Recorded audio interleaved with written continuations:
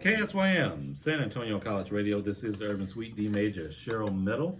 Joining us for our first open mic session this evening, we have, along with Legacy City, we have Ray, Can't Get Right, Sorrell. How are you this evening? You did the same thing I did. I'm trying to change my voice. I was like, do I do this race, Mayola, the Love Doctor? I'm good, brother. How you doing, man? Thanks for having me. I really appreciate it, man. We're having fun so far. Yes, we are. Yeah. It's been a minute since we last saw each other, man. Yeah, I saw you. I said, hey, I know him. Then when she came, I said, oh, I know you too.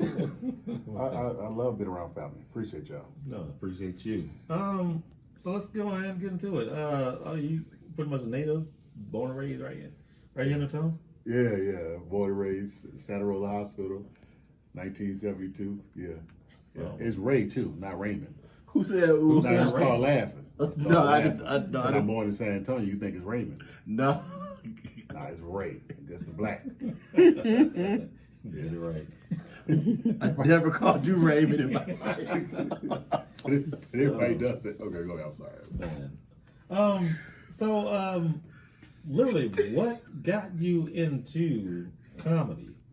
Oh, I've been a fool my whole life. Your whole life? Yeah. See, I used to get beat and I would laugh after I got beat. Like, ooh, that hurt. Like, you ever got a whooping and then you look at your, you never did that? Yes. Okay. You know what I'm saying? Sometimes but I would do it to piss them off.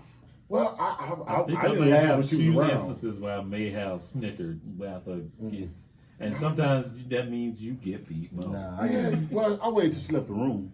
Oh. But I look at my wife like, she hit hard. Like, damn, mama. What you mad about? Got them Dixie line whoopings. But I've been silly my whole life. I truly enjoy making people laugh. Mm-hmm. That's my goal. If I can make you laugh, I can make you think I'm doing my job. Yes, sir. Yeah. Just pretty much even since childhood, just whatever. In high school, people would pull me out of class to come to their class to make their class laugh. Really? They would write me notes telling me, "Don't worry about it. I know you're gonna be late, but I need to laugh." Wow. And I always had a joke, because that's what I do. He was texting me earlier because I'm ignorant. I can't help it. I'm thrown off. I can't get it right. For real, I really can't.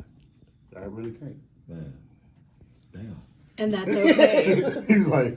No, I'm just thinking, you literally pull out of class, just go help somebody else. That's been my thing. I make people laugh at funerals. I laugh during all my divorces. Like, first of all, the way you said that. I did too. You have to laugh. God was showing me that she had split personality when she said, I do twice. We do. So I knew she was crazy, but that's just part of it. Laughter really is medicine for the soul. It really is. And it's weird because when you learn how to act, they teach you how to laugh. People think they learn how to cry first. They teach you how to laugh. Because it's so closely related as far as the facial features and stuff like that. Oh, interesting. And I say I'm deep. You know I was deep, right? No, see, that's Ray Sorrell. That's not Kane. Yeah. I just jump back and forth. Yeah. But no, sometimes you just have to laugh. Because if you're not, you're gonna go crazy. For real. Yeah. That is so true. What was your first gig? The first time I was on stage, I'm gonna say, I got a gig right after that. Was like 14 years ago. Yeah. I was going. This guy came to the barbershop, and he had George Lopez was coming. Okay. And people come to the barbershop just to see what I'm gonna say because I'm stupid. People would just not even get a haircut, just come and sit. I'm like, y'all gotta leave. Y'all making people think we're busy. And I was just making people laugh. And the guy said, hey, I need you to open for George Lopez. I was like, I'm a Christian. And that's when I was backsliding. I was a preacher then. See, it's reversed now. We're gonna get into that. Yeah. Everybody wait a minute. But I was like, I can't go on stage and do that. He was like, why not? And I said, I don't know. I gotta ask my pastor. And then my pastor blessed me. He told me it was okay as long as I get 10%. And then I went and did an open mic. Supposed to be doing 5 minutes. Did 10 minutes. Stood them up, and I was like, I like this. I like this. And then a week later, I got my first paid gig. What was the venue for this when George Lopez? Well, here's what's crazy. George Lopez I don't want to start on rumors. Supposedly, it was some problem with the money, so he never came. But by then, I was hooked. Okay. So the first time I actually opened up for somebody big was Ali Sadiq. Ooh. Lovely. Big stepper. Yeah. So that was the first time I actually Big opened up stuff. for Oh, somebody. we love That's Ali game. Sadiq. He didn't know I was opening up for him. It was just, Tommy and Coleman. Yeah. I know what I'm talking about. He Yeah. brought him here, and he brought us all new guys in, and I did my thing, stood him up that night too. Killed him. Nice. Yeah. My first time hearing this story. We talk all the time. Well, So, okay. Going back to your time as preacher, what got you into ministry to begin with? Pain. Mm-hmm. Pain. See, nobody joins church. Like, you don't join church having a good day. Like, I had just lost my wife, one of them, my kids, they all went to Houston, was flooded in 1998. Wow. My mom put me out. I was sleeping in my car. Then I said, you know what? I need the Lord. And that's what made me actually go back to church. And then a guy by the name of Marcus McIntyre Hey. prophesied that, God told me to tell you. That's like always the thing, that I announced my calling to preach the next week. Okay. That was crazy. It was crazy. And that's going to be on the next special. Yeah. Yeah. So, how long did you preach before comedy started calling you? Oh, back? I was doing comedy doing preaching. Because if you ain't never been to a black church, it's funny. Oh yeah. Like when that wig fall off during announcements, oh my God, I was getting it. And I remember the first time I tried to hoop, true story, shout out to Bishop McIntyre, my father in the ministry, when I first hooped, I started laughing in the middle of my hoop. I said, the Lord said, ha, come on. I turned around and everybody was standing up hugging themselves. I'm like, what y'all hugging yourself for? And I just started laughing. And I said, the doors of the church open. He said, man, what is wrong with you? And I couldn't help. But every time I would preach, I would make people laugh. That's just my gift. That's just my gift. But I did it preaching for 25 years. 25 years. Yes, sir. Like a prison sentence. Wow. Yes, sir.